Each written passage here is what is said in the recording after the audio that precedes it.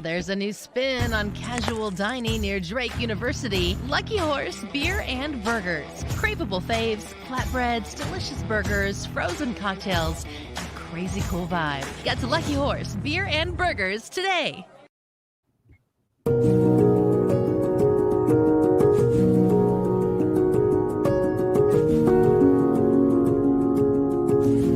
The morning news on YourIowa.com is brought to you by the Commission on U.S. Territories, striving for equal representation around the globe, and by Keep Iowa First, committed to keeping the Iowa caucuses the first in the nation contest in selecting the presidency of the United States. And now, here's your host, Brent Roske.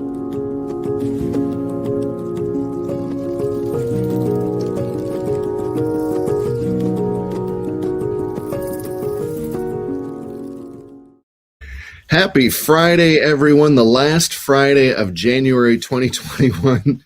It has been an incredibly eventful month so far. Obviously, we had the insurrection. We had, just so many things going on. Obviously, a new administration here. Up on the screen, we're going to be chatting with the director of this film. The film is called White Gold. Luke Bradford is going to be with us all the way from Surrey, England. Very grateful to have him on the program. In just a minute here, we're going to bring him up. I go on Twitter, so you don't have to. John Stewart has now joined Twitter. He says, "Thanks for the warm welcome. I promise to only use this app in a sporadic and ineffective manner." Shortly after he posted that, he got involved with the GameStop stuff. You heard about this? The stocks, GameStop. This is, I took the word out. It's early morning. We don't need swearing quite this early, but the Redditors aren't cheating. They're joining a party Wall Street insiders have been enjoying for years. Don't shut them down, John Stewart says. Maybe sue them for copyright infringement instead. We've learned nothing from 2008. So that's John Stewart already getting involved in what's going on. And here's just an idea of why what he's talking about is Robinhood stopped. You couldn't buy any more GameStop stock. And this is why. The losses on those short positions top 70 billion. That's billion with a B, folks. Sooner or later, you're going to start looking at some real money here. But truly, some people are calling it a revolution in Wall Street. This has never happened before in modern banking. And we're going to have on a guest next week to go into more detail, and we'll have a little bit more context once the weekend comes and how this all shifts out. But you're looking at a $70 billion transfer of wealth from hedge funds into, just average day traders. It's important to note, though, this is what's called paper fortunes. The stock is up this high. That doesn't mean they've cashed out. That's one of the reasons that we're talking about such big numbers here, but definitely something we're going to be watching. And all the way from Surrey, England, let's bring him up on the screen. There's Luke Bradford. Hey, thanks for being with us today, sir. Hey, Brent, good to see you. I love it. You've got the imagery up there on the screen behind you, but White Gold. Now, folks, I just want to, before we start this interview, obviously this is a very, very light show, but the subject matter of this film is incredibly serious with acts of violence. So I just want people to realize that we're not going to be showing any of that imagery, but we'll be talking about it. So I want folks to know that going into it. Luke Bradford, Luke Bradford, I am so grateful to all of our guests for being on, but this gentleman, boy, if you go to your website, Luke, he's got things like, I was tear gassed in Bahrain whilst filming a riot. He machine gunned a milk float. He spent time at a ninja training school in Japan. The stories, and there are certainly some incredibly, intimate things you're talking about, very, very dark, very emotionally heavy things you talk about as well. You are, it just seems, unafraid to grab life by both hands and see what's going on. Is that how you approach your whole life? You're an open book. Sure. One of the blessings about being a filmmaker is you get to travel all around the world and meet some wonderful people and some very interesting characters. And along the road, it's a real adventure, and some pretty wild things have happened for sure. Some great, some not so great. But all of those things help to make us more interesting filmmakers and storytellers for sure. Before we talk about White Gold, I want to give you a shout out. Your second unit on Marcella, which is Boy, a great series. The genre, I think Shetland is probably my favorite show of all time, but Marcella is definitely top 5. And you were on the creative team behind that. Why don't you tell folks about your experience working on that series? Sure. First of all, you've fallen into the trap. It's Marcella. Everyone, when they come to the series, it's even quoted in the program itself. They get her name wrong. Fair enough. Yeah, that was a fantastic opportunity. That was really my breakaway opportunity from short films into primetime drama. And one of the producers and one of the directors on the series saw one of my short films and invited me to be second unit director for 5 episodes of the 8. And so, yeah, it was a big step up. It was wonderful. Well, that's fantastic. Well, now I'm going to put some still images up here on the screen. This is from your Oscar and BAFTA qualified film, White Gold, an incredibly intense film, beautifully written and shot, beautifully directed. And your lead actress there is a sheer force of nature. Why don't you give folks the byline, the bio of what White Gold is and your inspiration behind it? Okay, so the inspiration behind this film comes from a documentary that I was filming in 2017.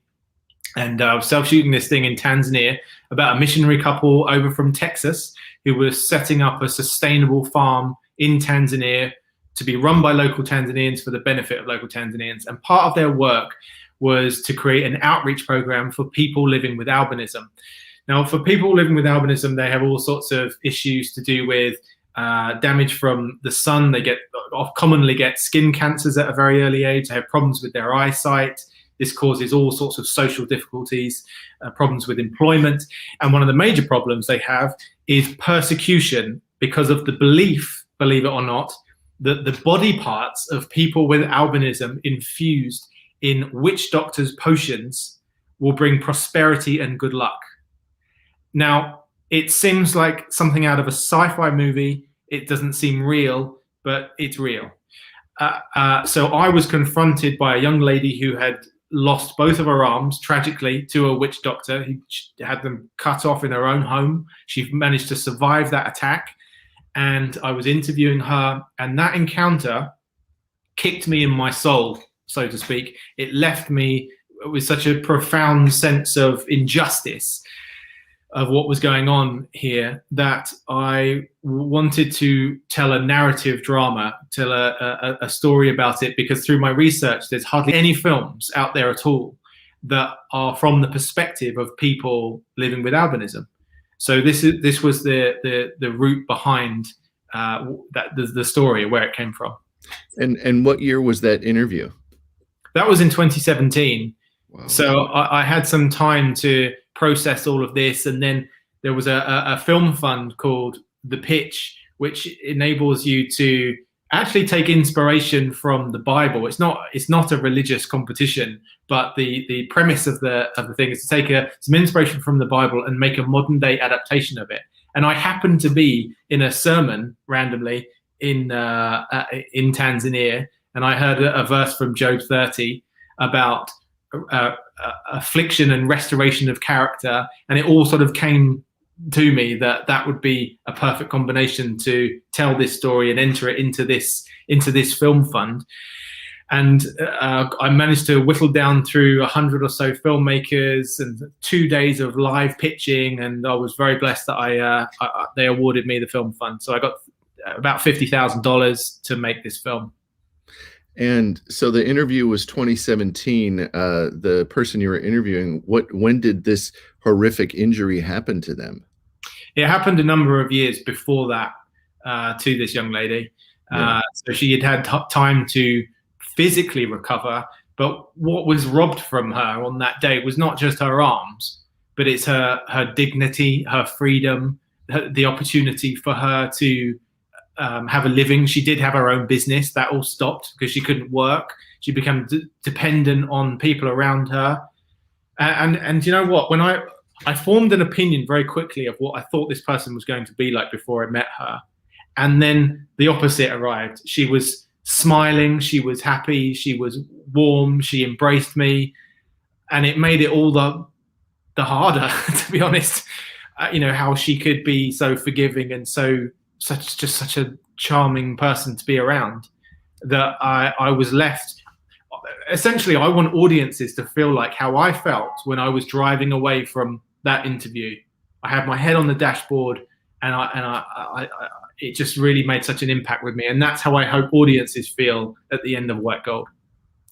On your website, you talk about several film festival rejections. Was that this film, or was that this project? Sure. I've made a whole bunch of shorts and sent them off to hundreds of film festivals, and it's a real science. There's no set formula. One festival will absolutely love it for X reasons, and the next 5 festivals will hate it for those reasons that someone liked it. So it's a tough process. This particular film, straight out of the gate, it got accepted into the Pan-African Film Festival in Los Angeles, which is America's biggest black film festival. It's an Oscar qualifying festival, and we won the category that is the Oscar qualifying category. So that was an immense achievement. And I thought, wow, we're going to win everything. That was not the case. It got universally rejected from most film festivals in the United Kingdom. Why? I don't know. So you'll have a film that is very popular in one place and less popular in other places. And that's just the nature of the game. It's, and what you're talking about, to be a successful artist, you simply need persistence. You just have to put the blinders on and smash through every wall in front of you. So well done, getting it out there, getting it seen. And, what people don't realize is certainly you had the budget to make the film. Each one of these film festivals is anywhere between $25 and $65 to enter. And it just adds up and it adds up, and the time, and every one of them now has got 10, 15 pages of clicks and all this stuff, the time invested to enter each one. So yeah, your personal passion to get this film seen is obviously something to be admired. So well done. And so you qualified with Pan-African Festival, and then what was it? Another festival that got you full qualification, or how did it work? No, well, fortunately, with how the Oscars and the BAFTAs, these big award ceremonies work, is that you have to not only get into a qualifying festival, but you have to win the category. And there's only one film from each festival, and so we were very blessed that ours was the film. So on that, there are other ways of qualifying by having certain amount of screenings in theaters, etc., or streaming on certain qualifying platforms. The categories and the rules have slightly expanded this year because of lockdown. It's a real minefield trying to work out everything. But yes, we are qualified, and I believe voting starts next week. So we are in the mix, and it is there for your consideration. Well, best of luck. It's a very exciting time for you, and I'm so grateful that you had a few minutes to be on our program here and talk about this film. Once it goes through the awards season, will people be able to see this film? Is it going to be on the internet, or how will it be distributed?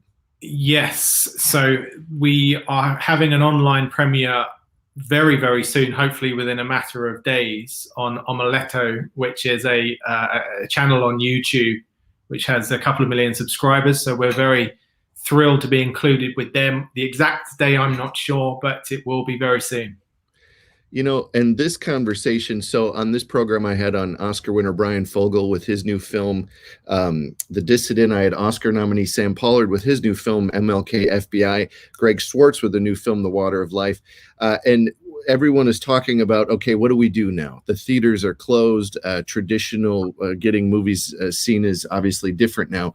What are your thoughts of the, this contraction that the Hollywood filmmaking industry, UK film industry, is going through, that we have to chase eyeballs in other ways?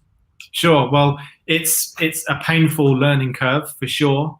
I mean, just from the production perspective, I had the very painful experience of being offered at the beginning of this year my first lead directing role, 6-part series, Hollywood style budget, and it was filming in 4 countries, and then it collapsed because it was filming in 4 countries. COVID meant that it was just logistically impossible. The network pulled the series. Heartbreaking for everybody involved. So yeah, it's a painful period, but people, it's sort of catch-22 because there's everybody sat at home and wanting to consume stuff. So there is the demand for it has only increased. The demand for interesting, powerful, entertaining stories has arguably never been greater. So as filmmakers, we're ready to go. We just need the opportunities and the right platforms to be able to put our work. And what's so that series, my personal condolences. That sounds like just a horrible, and you're not alone. A good friend of mine produces big blockbusters, and he goes, "Oh, we're all ready to go with A-list person." And then he's called me up, and he had a lot more time to talk on the phone because it got shut down. It seems pretty obvious to me, but why don't you tell folks, what are the type of projects that really speak to you? Not only projects that you're looking for, but what out there really speaks to you and your sensibilities? Sure. Well, I really believe in the power of storytelling and its ability to be able to change mindsets. And so the stories that I'm really drawn to are things that can ultimately start a debate and hopefully have a positive impact on the world. So a film like White Gold, for instance, is something that anybody can watch. It has a level of entertainment engagement in terms of it's a story that people want to engage with and watch. But at its core is a very, very important message, and one that needs highlighting, because the vast majority of people that see this film have literally no idea that this activity goes on. As did I. I didn't know until I was on the ground filming a documentary about it. So it's educational and an opportunity to learn, but it's an edge of your seat story. And so those are the kinds of narratives that intrigue and interest me. White Gold, an incredibly powerful film. Congratulations to you, Luke Bradford, for bringing it to the screen. Thank you very much. Folks, we're going to take a quick break. Here's a piece I directed with the West Wing cast for Justice for Vets, and then we're going to be back with some local music. Don't go anywhere. A decade of war has taken an unprecedented toll on our men and women in uniform. Most veterans return to our communities as leaders, but everyone's journey home is not the same. Hundreds of thousands of our veterans are suffering from the trauma of war. Without assistance, the downward spiral can be quick and destructive. It doesn't have to be this way. At Justice for Vets, we believe that every veteran should have the opportunity for treatment and restoration. Justice for Vets is the only national organization dedicated to the expansion of veterans' treatment courts. Veterans treatment courts hold our veterans accountable for their actions. By providing structure, treatment, and mentoring, these courts help our veterans and their families get their lives back on track. And veterans treatment courts work. We ask much of our men and women in uniform, and they ask little in return. It is our collective duty to come to their aid when they struggle on the home front. This not only honors their sacrifice, but makes our communities stronger. A donation to Justice for Vets helps put a veterans treatment court within reach of every veteran in need. A donation to Justice for Vets keeps veterans in treatment where they belong. A donation to Justice for Vets shows your commitment to leaving no veteran behind. A donation to Justice for Vets will help save lives, restore families, and rebuild communities. Get involved and go to justiceforvets.org. Veterans fought for our freedom. Now it's our turn to fight for theirs. Thank you.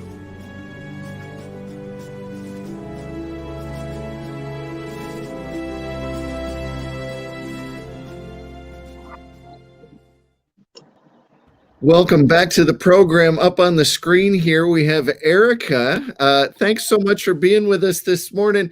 Erika is an actor here in Iowa. And how are you doing this morning?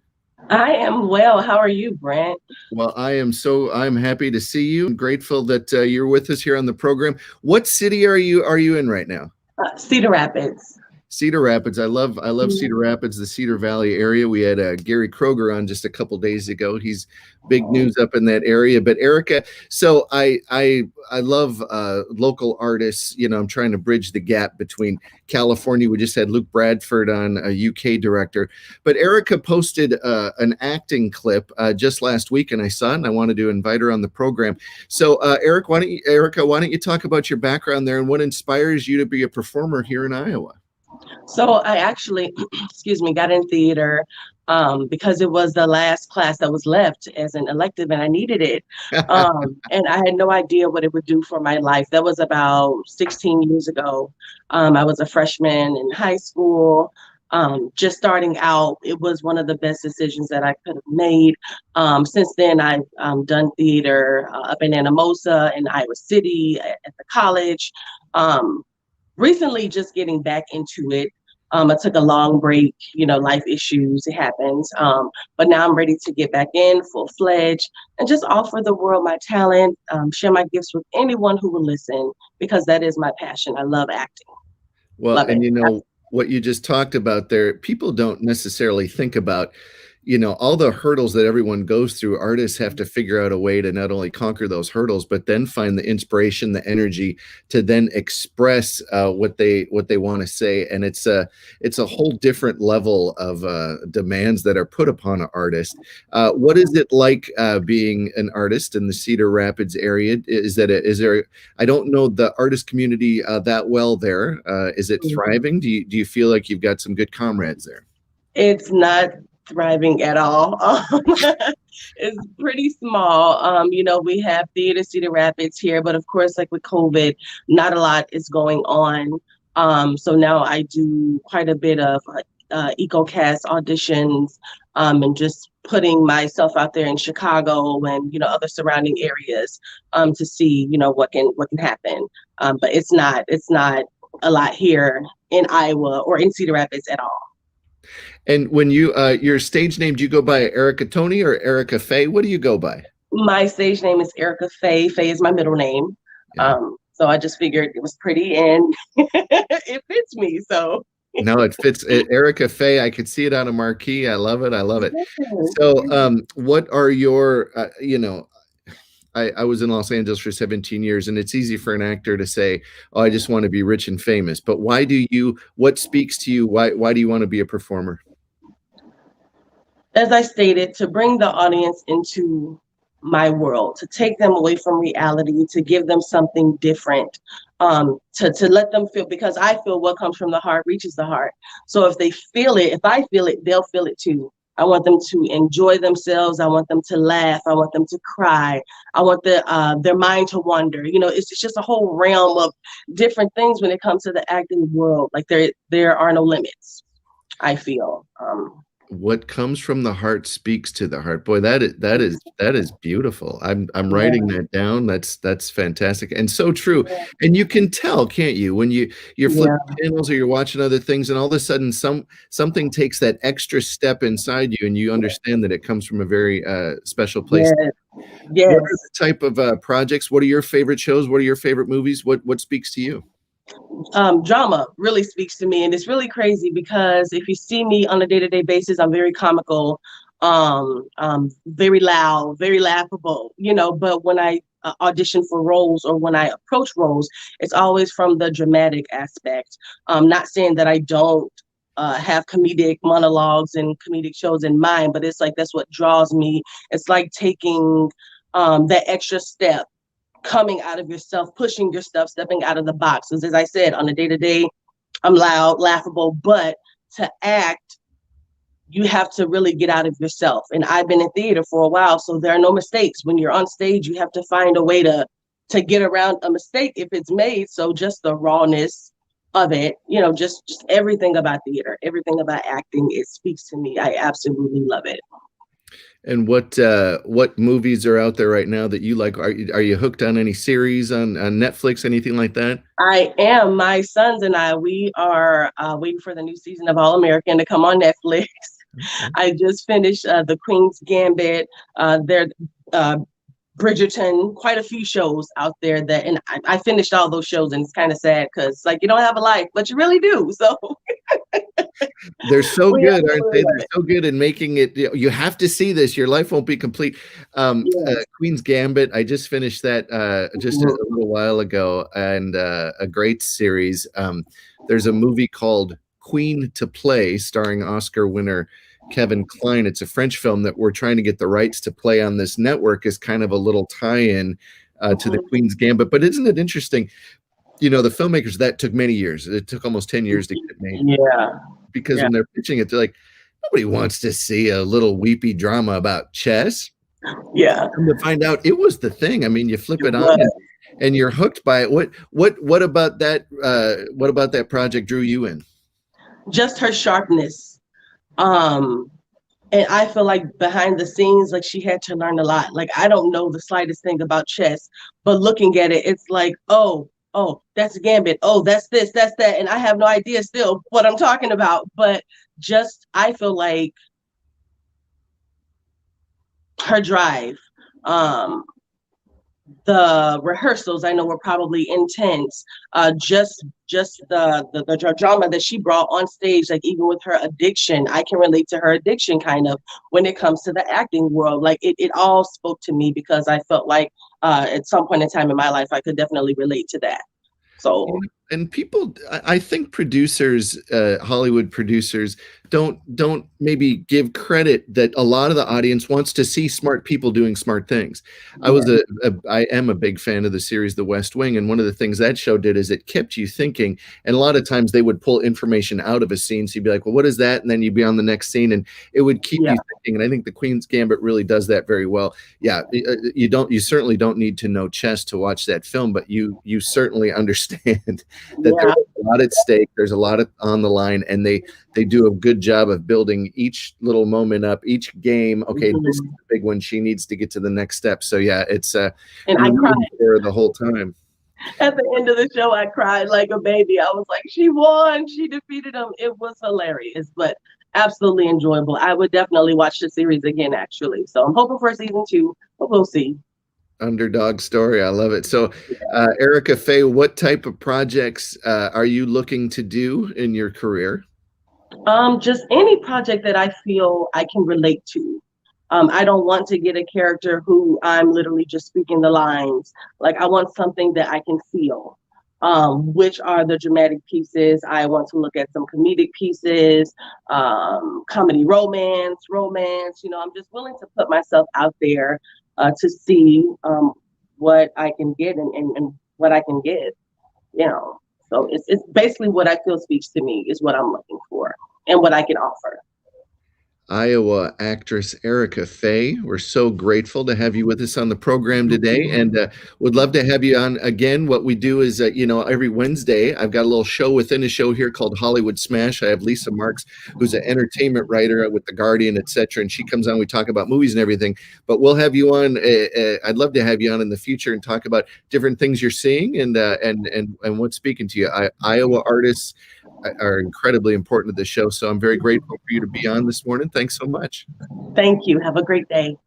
You too. Now, folks, stick around. Right now, I'm going to play you an Iowa band. They're called the Awful Purdies, and it is freezing outside. There's a foot of snow on the ground. It's about, well, I don't know, 12 degrees.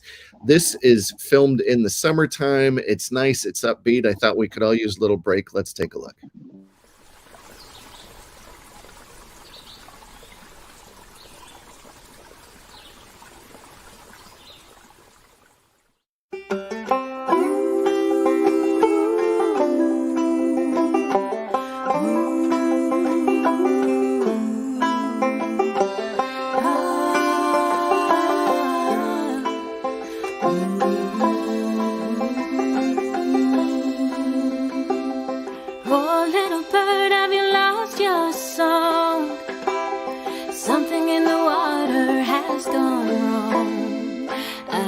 Something in the water has gone wrong.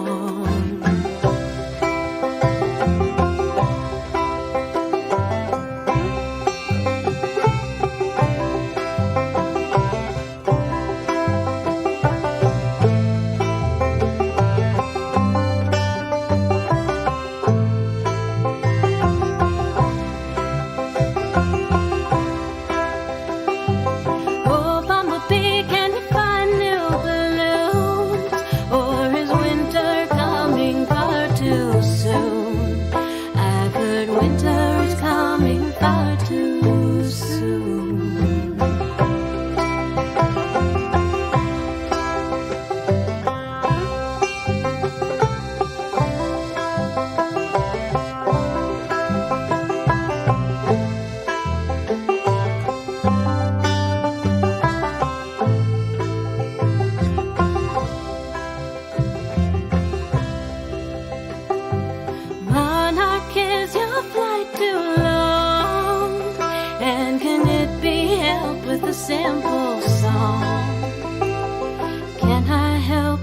a simple song.